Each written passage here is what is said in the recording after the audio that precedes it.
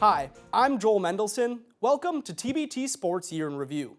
Over the next hour, we'll recap some of the area's top sports stories of 2024. From the end of an era for a couple of Thunder Bay NHL players to a PWHL champion to twin sisters who finished as the top 2 Canadian women at the Boston Marathon, it was a year chock full of amazing accomplishments. Let's get right to it. For more than 20 years, Thunder Bay hockey fans have had the pleasure of watching a Stahl brother in the NHL. For most of that time, 3 of them have been fixtures of the league. But that all changed this summer when both Eric and Mark announced their retirement. Eric signed a 1-day contract with the Carolina Hurricanes back in July to retire with the club that he broke into the league with and won a Stanley Cup with. But he also got a big surprise when he met virtually with Hurricanes brass to put pen to paper. I, Eric Stahl, am proud to sign this 1-day player contract to retire from my National Hockey League career as a member of the Carolina Hurricanes. As part of this agreement, I commit to traveling with my family to Raleigh, North Carolina during the 2024-25 season so that the Hurricanes organization and the fans in Raleigh, fans in Raleigh can celebrate my time with the team by watching my number 12 be retired into the rafters at the arena I called home for 12 seasons. Oh, man. I wasn't expecting that. I truly am humbled.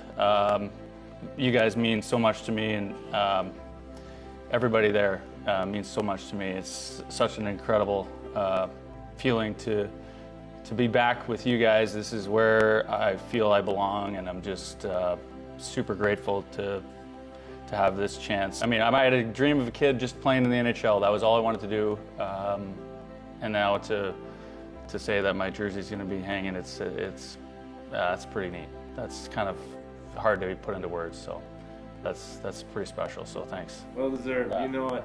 Proud of you. Thanks, man. Let me get this guy on here, hold on. Yeah, it feels good. They're going to be hitting you up at the alumni games now.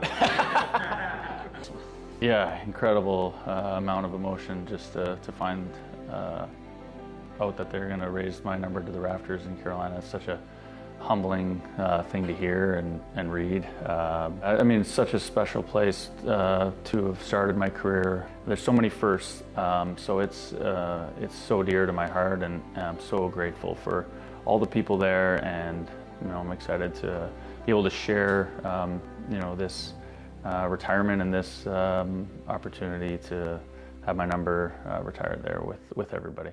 Stahl's jersey will be retired by Carolina on January 12th when the Canes host the Anaheim Ducks. Brother Mark Stahl also called it a career in September after playing more than 1,100 NHL games. Stahl joined the New York Rangers as a player development assistant. He started his career with the Rangers after being taken 12th overall in the 2005 draft. His 892 games with the club are 6th most in franchise history. Stahl played in 1,135 games in all with the Rangers, Detroit Red Wings, Florida Panthers, and Philadelphia Flyers.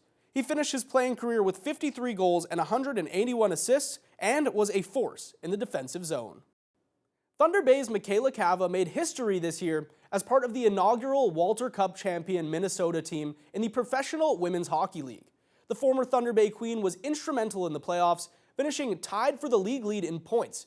She returned to the city after the season and spoke to TBT's Nev Van Pelt. Cava has Quinn Schofield with her, draws to center and control on the backhand. She scores! Michaela Cava! From learning to skate in Current River to winning the first ever Walter Cup with PWHL Minnesota, Michaela Cava's hockey career continues to be one for the history books. The former Thunder Bay Queen came alive in the playoffs with 4 goals and 4 assists in the championship series. Since I was a kid, I always had a very competitive nature, so my mom used to have to tell me to be a little bit easier when I was playing with people when I was in middle school and stuff. So that was always kind of how I've been, and I just felt like whenever it's a big game, I always kind of come out of my shell and just try and do everything I can to help the team win. Success seems to follow Cava wherever she goes, winning 4 straight championships, but the 30-year-old said the Walter Cup definitely ranks number 1. With her dad in the stands while she hoisted the trophy, It was a moment she'll never forget. Once he came on the ice, just tried to give him a huge hug, and he had a few tears. I was still in shock, so like no tears were happening for me, but yeah, that was just an incredible moment with him. He's the reason why I started playing hockey and has traveled everywhere and paid for my hockey growing up. So I have to give everything to him, and it was a pretty cool moment for both of us. The PWHL was extremely successful in their inaugural season, breaking 6 attendance records for women's hockey, with a total of just under 400,000 fans across 72 regular season games. It is the fastest it's ever been. It's physical. They're letting us make big hits and big plays that people want to see. So I think for sure that's definitely one of the reasons why we've had the coverage that we've had and all the fans coming to watch the games. Cava hopes to continue to make her mark on history and inspire the next generation. This is a great thing to look forward to. I know when I was growing up, I always had a favorite NHL player, and that was all really, like, obviously there was always the national teams and you root for Canada and everything, but you just never had really anything to like look forward to other than like college and stuff. So I think this is just super cool, and obviously to be a part of the first year has been an incredible experience for me, and I'm just so honored to be a part of it. Cava was on a 1-year contract with Minnesota and said she loved her time there, having family and friends in the stands at many of her games, and hopes to be back again for next season. Nev Van Pelt, TBT Sports. At the end of the 2023-24 season, Thunder Bay's Jamie Compon became just the second coach in NHL history to win the Stanley Cup with 3 different teams, joining the legendary Scotty Bowman.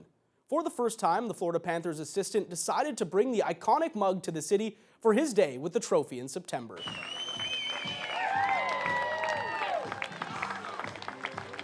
Hundreds came out to Port Arthur Stadium this afternoon to celebrate with Compon and, of course, to take photos with Lord Stanley's mug. This is the first time that Compon brought the trophy to his hometown. Thunder Bay has such an influence on my whole life and my career, and this is where I started, and I always want to remember that, and to share it with where I grew up and to share it with family and friends is the most important thing. They supported me, they're part of it. It's like I said, it's not about me, it's about us, and I want everyone to enjoy it today. The 57-year-old became just the second coach ever to win the Cup with 3 different teams, joining Scotty Bowman. He first won with the LA Kings in 2012 and spent his time with the Cup at his then home in St. Louis. He won again with the Chicago Blackhawks in 2013, electing to bring the Cup to Niagara Falls, where his parents were living at the time. Compon won his 3rd Cup in June with the Florida Panthers, joining elite company. It is surreal. It is, like I said, it's unbelievable when you say it like that. Sometimes it doesn't sink in, and I never take it for granted, but I have a bond with all 3 of those teams and those teammates and those people, and that's what's so important. Among those enjoying the event were many young hockey fans eager to see the Cup for the very first time. Super lucky to just have a picture with it. My first time, so I think it's going to be a blast. This is actually my first time seeing the Cup. How exciting is it? Amazing. Very exciting. Probably one of the best days of my life. It's a dream come true, and I actually, in fact, kissed the Stanley Cup. Super exciting. Very, very, very exciting. It's going to be super fun. I'm excited to see it for the first time ever. And Awesome. Really awesome. pretty cool. Really exciting. Wow, it's like amazing because it's such a big trophy in sports history. It's really exciting for me. My mom told me that the Stanley Cup was here in Thunder Bay, and it blew my mind. I'm kind of nervous because I don't want to see knock it off the table or something. Never really gotten the chance to see it, so I'm excited now, hoping to get another opportunity one day. This is the first time since Robert Bortuzzo won in 2019 that the Cup was brought to Thunder Bay. Local goalie Carter George hopes a Stanley Cup is in his future. He was drafted by the LA Kings in the 2nd round in June. George was the first North American goalie selected and the 3rd netminder overall. After an incredible season in the OHL, here's our report from TBT's Josh Morano that aired in early July. Select from Owen Sound, Carter George. That's the sound of every young hockey player's dream. All the years of hard work, practices, and sacrifice to hear your name selected. For Thunder Bay's Carter George, that came on day 2 at pick 57 to the Los Angeles Kings. I was looking up at the draft board and I was looking at the teams I thought I may go to, and LA was one of them. And once LA came up, I was kind of got a little excited. I was hoping I'd go to LA, and As I heard from Owen Sound, I got pretty excited. I stood up right away and heard my name called, and it was a pretty cool moment, and was definitely a moment I'll remember for the rest of my life. For George, his journey since being selected has been anything but relaxing. Heading to the Kings development camp almost immediately after draft day, but he says he wouldn't have it any other way. You could go from hearing your name to getting to go down and take pictures with the team and go into the family lounge, and then all of a sudden you're on a plane to LA. So it's kind of a lot going on at once, but it hasn't quite set in yet. It's something that I'm still keep dreaming about at night, and still try and keep reliving the moment. Coming into the draft, the former Thunder Bay King was the second-ranked North American netminder and 79th best-ranked prospect per Daily Faceoff. He says he spoke with many teams during the Combine, but playing for his favorite team, the Los Angeles Kings, was everything he could have asked for. Growing up, my whole life, I've been a Kings fan, so getting drafted to this organization was extra special for me. When I was growing up, I was a big fan of Jeff Carter because he had the same name as me as a kid, so I was like, oh, I like him. So then I kind of discovered Jonathan Quick, and always making highlight reel saves, and I was like, wow, this guy's awesome. So once I kind of realized that there was a possibility I could go here, I was like, this could be pretty cool if I actually got picked here. George is finishing up development camp in LA, then heads back home to Barrie. He says this offseason will be filled with hard work, getting ready for the opportunity to take the next step in his career. But he adds he'll take some time first to enjoy the moment with his family and friends. Stay tuned, we'll be right back with more TBT Sports Year-in-Review right after the break. Trevor Bonneau's Northern Ontario rink was a pleasant surprise at the 2024 Brier in Regina. It was Bonneau's first ever trip to the Canadian Curling Championships, and little was expected, but the team got off to a blistering start and very nearly advanced to the playoff pool. Here's a report that we first ran back on March 6th, in the middle of their Brier run. The team was 5-1 at the time, being fueled by some strong Northern Ontario support over in Saskatchewan. Here's TBT's Joe Sadowski. It's close. Little rub, it's in. What a shot, Trevor Bonneau. Team Northern Ontario have curled their way to the top of their pool with an astounding record of 5-1 for this year's Brier. While the boys in green and gold have taken the curling nationals by storm, team skip Trevor Bonneau is preaching the same mentality he set for game one, to just take things one game at a time. All we ever said to each other was that we want to go play hard and win games. We never put a number on it, never had a huge like that goal mindset. It was literally take it a game by game day. And that's what we've done, and it's really worked out for us. While it may be a simple strategy, you can't deny its effectiveness. Another main factor for Northern Ontario's Brier success is that it's not just one guy leading the way, it's been a full team effort. Team third Mike McCarville, who is the only member of this team with past Brier experience, says the work ethic from this year's squad is second to none. And I knew with this team, it would be a different mentality. So I did get an opportunity to do it 10 years ago, but I was really looking forward to this opportunity with this team because, you know, we worked, this team works harder than that team did back then. This team has put more time in, traveled a little bit more. And we're having fun, a lot of fun. So, you know, I think that translates to when you're enjoying yourself, it's easy to, or it's easier to make a few shots. While the Brier may be in Regina, Saskatchewan, the stands have been overrun by Northern Ontario fans donning the green and gold. And McCarville says the cheering and fans have only elevated their play on the ice. BC's got a pretty good following, so I kind of joked before the game with the BC guys. I'm like, yeah, you know what? It's kind of a battle of the crowds tonight too, because they've had probably the second biggest, and even they admitted like, our crowd's not even close to yours. So Trevor Bonneau and Team Northern Ontario's next draw is Thursday morning, while they'll take on Matt Dunstone and Team Manitoba. Unfortunately, Team Bonneau lost the final two games. No doubt they have eyes on a return to the Brier in 2025, which will be held in Kelowna, BC. On the women's side, Krista McCarville's squad are veterans at the Scotties Tournament of Hearts. 2024 wasn't their best showing, however, missing the playoffs with an even 4-4 record. They hope to rebound next February when the Scotties returns to Thunder Bay. The Ontario Winter Games was held in our city early this year, and by all accounts, it was an incredibly successful two-week event. After many months of hard work to prepare, more than 1,300 athletes took part across 13 different sports. Ned Van Pelt put a bow on things for us back on February 26th. 50 years ago, Thunder Bay hosted their first ever Ontario Winter Games. And over the past 2 weeks, the city had the opportunity to do it all over again.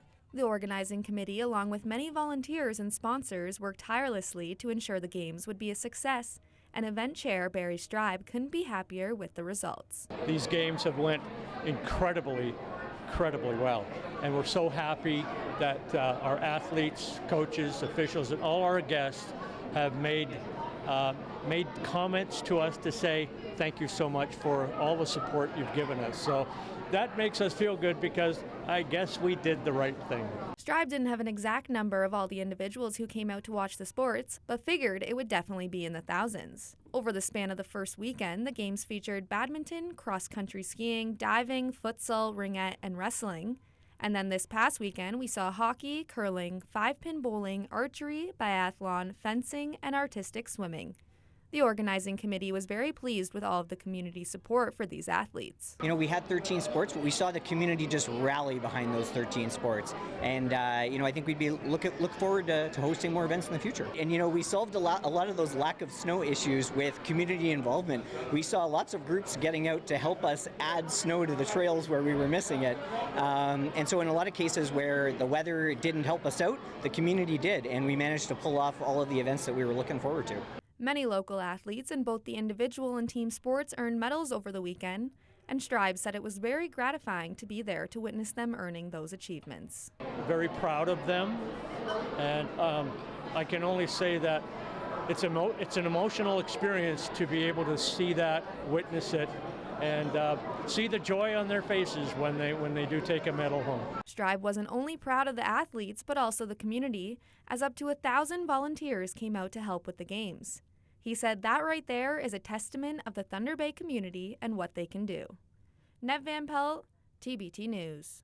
It wasn't all good news for winter sporting events in 2024. Warm weather and a lack of snow forced the cancellation of the 45th annual Sleeping Giant Loppet. Organizers of the long-running cross-country ski event had to make that unfortunate call on February 7th. It's the first time ever that the event was canceled because of the weather. It was canceled in 2021 as well, but that was because of the COVID-19 pandemic. The 2025 Loppet is scheduled to run on Saturday, March 1st. Everyone is crossing their fingers for better weather this time around, so the event can get back on track. Still, plenty of major sporting events came to Thunder Bay in 2024. The Women's Baseball World Cup returned to the city for the second straight year. Our Canadian team didn't disappoint, reaching the podium for the 7th time in World Cup history, securing a bronze medal. Once again, here's a wrap-up report from Ned Van Pelt that ran on August 3rd. This past week has been one to remember for baseball fans in Thunder Bay, as the Women's Baseball World Cup Finals brought lots of action to the city. The Canadian national team made us proud, securing a bronze medal with a 4-2 win against Mexico, while the 6-time defending champions Japan took down the United States to win their 7th consecutive gold medal. Overall, Thunder Bay International Baseball Association President Nick Malcury says the tournament was a big success. Canada winning the bronze, the good attendance that we had, the good weather. The players had great fun weeks. The volunteers had a fun time. There were a lot of, like I said, fans in the stands, a lot of mothers with their daughters showing up. So I think we exposed the game to a lot of young people. Members of Team Canada were happy to be back in Thunder Bay and have the opportunity to play in front of a home crowd. We were talking about it the other day. 3 years in a row, I haven't left Canada as a national team coach, and Thunder Bay has been where I've spent the majority of my time, so it almost feels like home. To be here, it's awesome. Just to wear Canada across the chest, it's a really good accomplishment. So I'll leave it there. You know, I think super cool that we not only get to perform in front of a home crowd every night, but also to be able to win bronze for a home crowd is pretty cool. Malcury says many of the other countries enjoyed their time in Thunder Bay as well. Japan and Chinese Taipei and Venezuela have had an exceptional time. As you can probably see, there's a lot of Japanese Canadians and Americans that have made the trip here. So a lot of them are visiting family and friends that connected with them from Japan. They drove up here to Thunder Bay so they could meet their family and friends. The Thunder Bay International Baseball Association wants to continue to grow the women's game and is hopeful to host more events like this in the future. Work with Baseball Canada and WBSC to get an event that showcases Thunder Bay again as a great city for sports, and also promote an economic type of incentive by having 1,000 guests and 300 athletes here. It'll do well for the economy. The next edition of the WBSC Women's Baseball World Cup will take place in 2027, with the host for the event being announced in June 2025. Nev Van Pelt, TBT News. TBT Sports Year-in-Review returns right after this break. Stay with us. The Hammersholt Vikings senior girls basketball team made history in November, becoming the first Thunder Bay squad ever to win an OFSA basketball championship. They beat the E.L. Crossley Cyclones out of Pelham, Ontario in the Niagara region by a score of 59-33 in the AA title game in North Bay. TBT's Brendan Miller connected with the club at the Thunder Bay Airport when they arrived back in the city. The Hammersholt Vikings are the 2024 Senior Girls AA Provincial Champions. After breezing through the first two games, winning by 52 in their first game and by 41 in their second, it came down to the gold medal match against Southern Ontario Secondary Schools Association E.L. Crossley. They didn't disappoint and won commandingly, 59-33. The team flew back from North Bay on Monday afternoon with family and friends greeting them at the airport. Head coach John Cloutier explains his feelings on the undefeated season. Proud probably is the best word I can use to describe it. Just an unbelievable ride this season with the girls. The things they've overcome, the adversity we had through injuries and kind of on and off court adversities, and it's just an unbelievable way to end the year, obviously. Two of the three Cloutier sisters got to finish their time on an absolute high, coming away with a win at provincials in their last year of high school, especially Kirsten Cloutier, who had missed a previous season. It feels amazing. It doesn't feel real right now. Kind of just feels like a dream, because 2 years ago when our team got to go, I was hurt. I had ACL surgery, so I didn't actually get to compete in it. So it feels amazing to actually be able to compete this time, and obviously even better that we got to bring home a medal. Sister Sarah, also in her final year, was equally ecstatic with the title. Really happy, especially after last year with how things went. I honestly just wanted to win, cities was the main goal, and then to go to OFSA and win was just unbelievable. It feels surreal still. Coach Cloutier was baffled with how things ended up, but thankfully the girls helped him explain why the team functioned so well. I don't know what it was that just made us click. I credit the strength of the team. I just think the way we played as a team, I think we have a very good team game. It's not just one person doing everything. Our defense, I think, stood out too. I think we work really well together as a team, and we just know what each other are going to do, so we just kind of work off of that. The way that we're able to play together, even off the court, we're such a close group. We're all really good friends, and I feel like that really helped us stay together and play together this weekend. This marks the first time a Thunder Bay sports team has brought home an OFSA AA gold medal.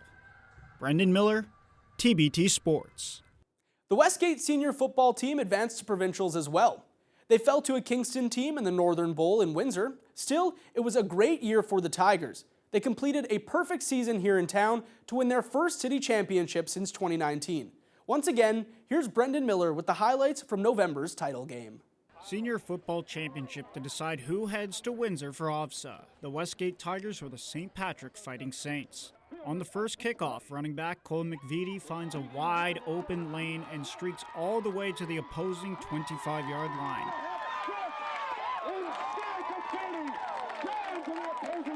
Quickly afterwards, quarterback Mitchell Papineau hands it to Lance Basiliga, who runs it in for the first score of the game less than a minute in. After a Saints 2-and-out, Papineau rolls out to his right, fakes out the block, and fires it into the hands of Matt Smilo, who gets blown up late, 14-0. Not to be outdone, Saints quarterback Boston Bortolin lobs a pass to Thomas Hardy, who will not be caught, and he takes it to the house, 14-7. Westgate's next drive, a quick handoff to Tyler Rose, gives the Tigers their 2-score advantage right back, 21-7. Then, before the half was out, Papineau goes deep and connects with Cole McVitie again. And things were turned upside down for St. Patrick's at half. So the Saints came out firing. Bortolin rolls out and dials up Nick Lento, who somehow manages to hang on to the football after the hit. Lento then weaves around the remaining defenders and scores. That's all that St. Patrick could manage on offense, because Papineau hands it to Rose again and he takes it around the outside for another touchdown. The Westgate Tigers complete their undefeated season in dominant fashion, 44-14, and they'll be heading to Windsor for provincials on November 25th. The kids are confident. Again, they really wanted it today, and when our offense started chugging early in the game, you could just feel that momentum growing. It was a long, hard week of practice. We were looking good, we were looking strong, and overall we just went in with a bunch of confidence, and it showed. It feels great, especially because I lost 2 finals in a row a couple years ago, and yeah, it just feels great to be a leader on this team, and all the guys glued together. Really, we're just one big group. Brendan Miller, TBT Sports. An amazing feat for twin sisters from Shunya, who finished as the top 2 Canadian females at the 2024 Boston Marathon back in April. Michelle Krasnowski crossed the line in 2 hours, 38 minutes and 23 seconds, while sister Kim finished in 2 hours, 40 minutes and 50 seconds. The pair have their sights set on the 2028 Olympics, but first, they return to our city in May to serve as starters for the 88th running of the Firefighters 10-mile road race. As Nev Van Pelt tells us, the sisters have fond memories of that race.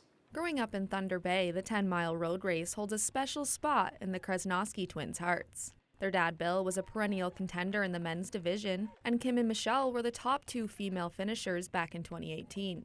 The twins say they're very excited to have the opportunity to be the official starters for the race on Monday. Feels very nostalgic, but it also, every time we come home, it feels like home. So it feels like nothing changes. Yeah, I think growing up in Thunder Bay, the 10-mile is the most historical pinnacle race of the season, and just to be part of this community from afar and then come back, it reminds us on how special Thunder Bay running community is. In last month's Boston Marathon, the Krasnowskis qualified to start the race with the top 48 elite female runners, with Michelle's amazing time of 2 hours, 38 minutes and 23 seconds, and Kim's time of 2 hours, 40 minutes and 50 seconds. They were Canada's top 2 female finishers. The twins have aspirations to compete in the 2028 Olympics in LA, and said the Olympic standards are attainable for them, but they need to continue to be patient and build on their experience. Still recovering from the marathon in April, they won't be running in this year's 10-mile road race. Recovery is very important after a big race and a training cycle, so just taking care of our bodies and our minds, and then this fall time, maybe some faster half marathon, maybe a half marathon. Yeah. We have a couple of plans, but nothing finalized. Yeah, except for the 10-mile next year. Yeah, getting to the 10-mile road race happy, healthy, and ready to go after that record is something that is probably at the same level of a goal as the Olympics for us. From their earliest memories of running around Current River, to being exposed to the 10-mile road race for the first time, to achieving the success they did at the Boston Marathon, Kim and Michelle have been each other's biggest supporters and competitors through it all, and are very grateful for all the fans in their hometown. Started in Current River, transitioned to Centennial Park, and it doesn't matter if you're going after a record or if you're taking your first steps. Like, Thunder Bay is a great place to explore the sport on the roads, on the trails, or in the country. Yeah, and to keep, running the community strong. I think that's one of our goals across, in Thunder Bay in Canada, is to inspire others to enjoy the sport as much as we have for our whole lives. Along with being the official starters, the twins will also be presenting awards to the top 3 male and female finishers, and are excited to have the opportunity to give back to the Thunder Bay running community. Nev Van Pelt, TBT Sports. As for the 10-mile road race itself, it's always one of the big sporting events of the year in Thunder Bay. TBT's Jessica Clement covered the event for us during the Victoria Day long weekend. She caught up with the top male and female racers after they crossed the finish line, one of whom is appropriately named Jet. Despite the rain, runners got up bright and early to compete in Thunder Bay's largest race. Go! Have a good run, folks! Let's go! The 88th annual 10-mile road race was comprised of over 500 individual runners and 44 relay teams. Participants started on Simpson Street before going up Fort William Road, looping around Marina Park, and going back down Simpson Street. The best time of the day went to 21-year-old Jet Dobson, who finished the race in just over 53 minutes. He trailed other runners for the first half of the race, but was able to gain ground around the half-point mark. He was only 12 seconds faster than race runner-up Adam Blazino. Coming here as a kid, getting to watch kind of everyone like Zimmer, John Balbuck and those guys race after all these years, and being able to finally come back and win this race, especially after coming second this year, feels amazing. Dobson, who's part of Lakehead University's track and field team, is no stranger to the race, as he took second last year. He says he had a different plan this time around. And my plan was initially to come through pretty slow, stay controlled, stay relaxed, stick with other people, and try not to work too hard and make it too taxing on myself. Then after the hill, once I know I've done the hardest part of the race, or at least the hardest part in my opinion, it's just to hammer back, slowly make up the distance without kind of taking it all out all at once and kind of pacing myself and hopefully make my way to the front so that I can take the win in the race. This year's top female finisher was Murillo resident Rebecca Bennett, who crossed the finish line at over an hour and 2 minutes, 63 seconds ahead of last year's winner, Emma Vaillancourt. Bennett was the second fastest female in 2023 and says it was a relief to finally capture gold. So I've done this, I think, 4 times now, and last year I came second, so it's nice to finally win. I think this year I just ran smarter race. More consistent overall throughout the whole race instead of running fast and then dying on the end. I felt really good the whole way. Jessica Clement, TBT Sports. We need to take another quick commercial break. TBT Sports Year-in-Review will be right back after this. After yet another exciting season on the dirt track circuit, 2 local racers earned national honors. David Simpson became the first Canadian ever to win the WISSOTA Midwest Modified national title. That came as no surprise to those who watched Simpson's number 70 car whip around the Thunder City Speedway this year. He ran 79 features, winning 26 of them, and finishing top 5 on 51 occasions. And his longtime friend and fellow Thunder Bay racer Cole Chernovsky captured the modified title during his first year in the class. In his number 33 car, he won 19 main events with 37 top 5 finishes. The Thunder Bay Chill have been a fixture of the local sports scene for nearly a quarter century. In fact, the club is supposed to play its 25th season next year, but we found out back on July 31st that the Chill's future in USL League 2 is murky, and it's still unclear if the team will be back in the league in 2025. We're kind of in a wait to hear where we're going to stand for next season. On July 31st, Chill founder Tony Calistro noted that this has been a struggle since the pandemic. They were the only Canadian team left in the 126-team league after Winnipeg was removed before last season. It's strictly a financial decision for the league, as the cost for the U.S. teams to travel across the border has become a concern. Calistro said at that time that he expected a final decision by September, but as of early December, there was still no word. Calistro hopes they can return for the milestone 25th year, saying he'd like to remain in the USL2. I don't think that's really on our plate because, the United Soccer Leagues is the proven pathway for professional players, and it's something that we've been a part of for a long time. It's the largest league in North America, and we're not sure as an organization if we want to pursue other leagues or if that is a possibility. This has worked for us. It continues to work for us, although it is getting a little bit more challenging with, the economics, the finances, travel budgets, hotels.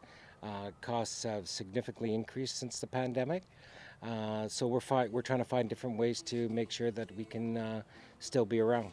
For the first time in 2 years, the Lakehead men's basketball team has cracked the national top 10 rankings. The Thunderwolves are currently number 10 in the U Sports rankings at the halfway point of the 2024-25 season. The 10-1 Wolves were finally recognized after their upset win over the Carleton Ravens on November 30th. TBT's Riley Cohen was there to see the Thunderwolves battle back from a 20-point first-half deficit. First half, we didn't play to our standards as far as defensive rebounding and turning over the ball. So second half, we really picked up on those things and stayed together, and we streamed out a win. Carson Unruh came off the bench with vengeance, scoring 9 straight points to close the deficit. He was a spark of energy, covering every area of the floor. We're really happy with Carson. You know, last year he came in as a guy that we didn't really expect to contribute much. He played more than he expected last year. This year he knew he was going to have a bigger role with us, certainly as one of our key defenders.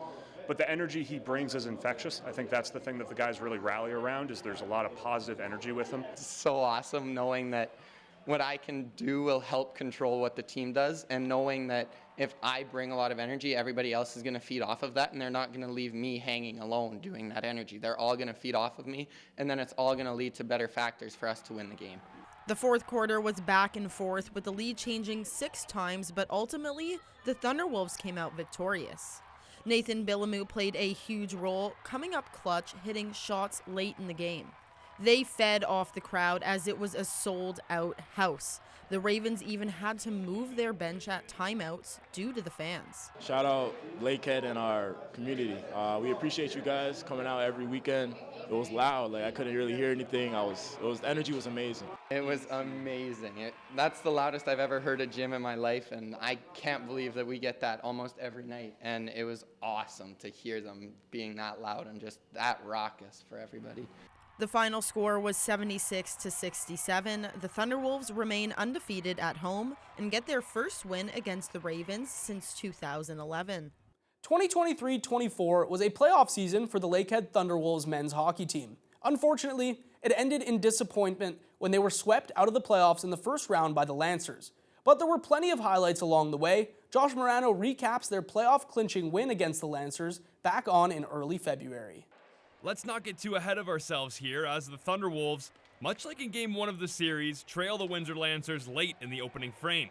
That is until Liam Whitaker lets this shot go from the point. It hits off the Lancers defender and finds its way to the back of the net, springing some life into the Wolves bench heading into the second period.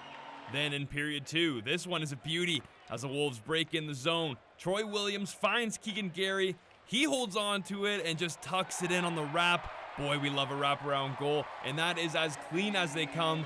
Gary's 7th of the season gives the T-Wolves their first lead of the night, and they did not stop there.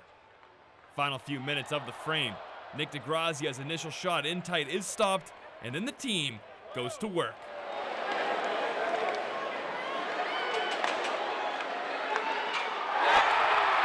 Ping!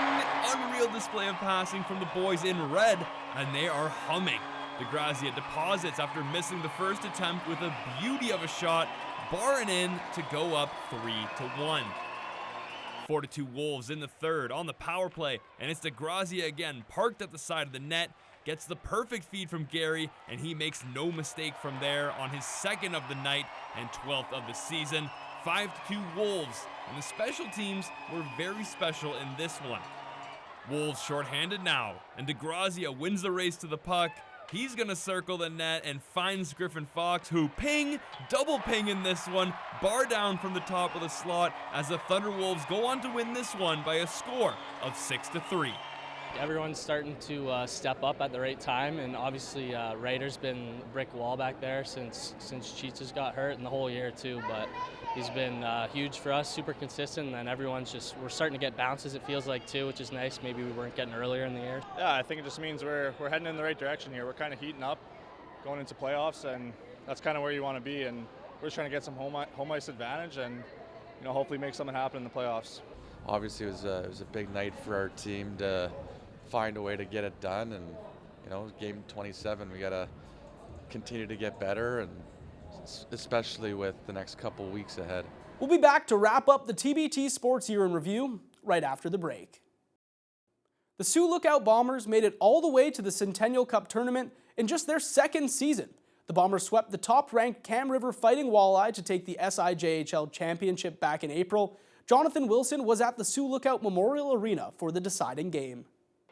With the score tied 2-2 in the first overtime, it came down to a race for the puck, and Sioux Lookout's Jonah Smith made no mistake, and he got his chance to win it.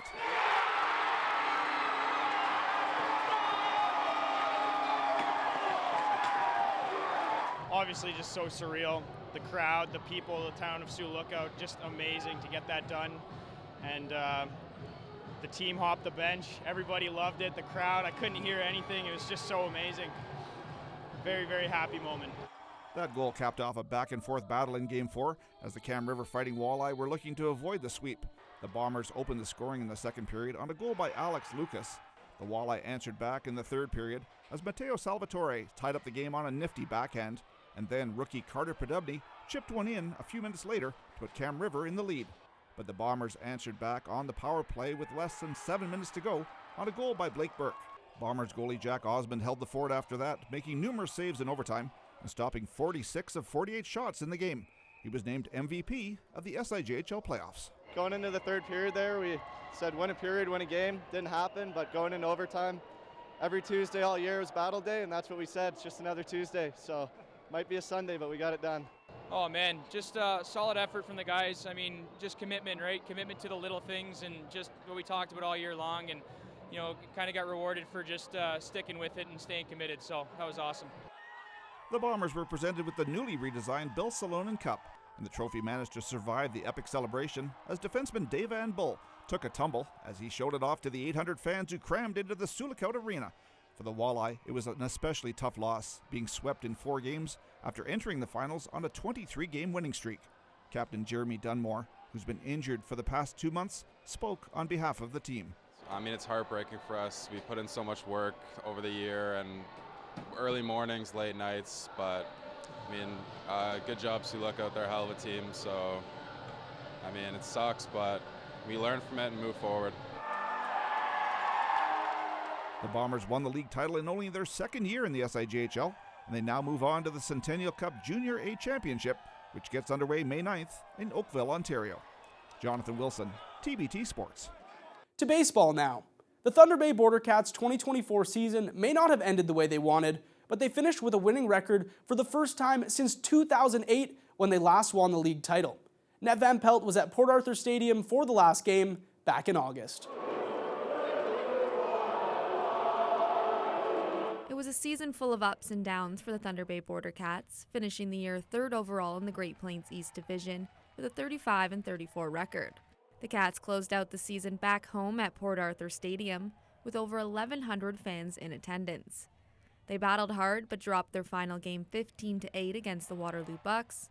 But despite it not being the ending they were hoping for, the team is leaving Thunder Bay in good spirits. Oh, it went really good. I mean, this is the most wins the Border Cats have had in 15 years. I think it's their first winning season since 2008. So, I mean, in our eyes, it was really successful. I mean, it's just been a blast to go out and play baseball. The group of guys that we've had are just amazing. We had so many guys like just turn over, guys leave, guys come in. They're all great, and it was just a lot of fun playing with them and just playing hard. I mean, it was really fun. You know, I've been here since day one, and just being around a great group of guys, it was just such a fun summer, you know. The Cats were over 500 this year, posting the 3rd best record in program history, with the 2 that came before it in 2005 and 2008 when they won the championship. Their goal was to bring home another trophy to Thunder Bay, but overall there was still a lot to remember about the season. All the good Canadian kids we had in the first half, it was just a lot of fun. It was a good group. They meshed really well. It was just enjoyable to come to the ball field every day. And we got off to a good start in the second half, but then guys got to get back to school, and you roll in those temps late, and you know, we hung in there. It wasn't great. Would have been nice to win a few more and make the playoffs, and just didn't happen for us. It's weird. You get to know a lot of guys. You get to know them quick, and yeah, you just get to go out and play with them. So you learn a lot through, like, you meet guys, and on the buses you kind of spend time with guys, and you just spend a lot of time. So you bond with them quick. I mean, it was really special, especially just the guys that we brought out from Canada. You know, like with the Thunder Bay fans. I think it was a great time with all the Canadian guys that we had. With a record-setting 14 Canadians to start the year on Canada's only team in the Northwoods League, the Thunder Bay Border Cats were hoping to win their first championship since 2008, but unfortunately they weren't able to make the playoffs and look to rebuild for next season. Ned Van Pelt, TBT Sports. What a year it was on the local sports scene. 2025 promises to be a good one as well, highlighted by the return of the Scotties Tournament of Hearts. Until then, I'm Joel Mendelson. Happy holidays.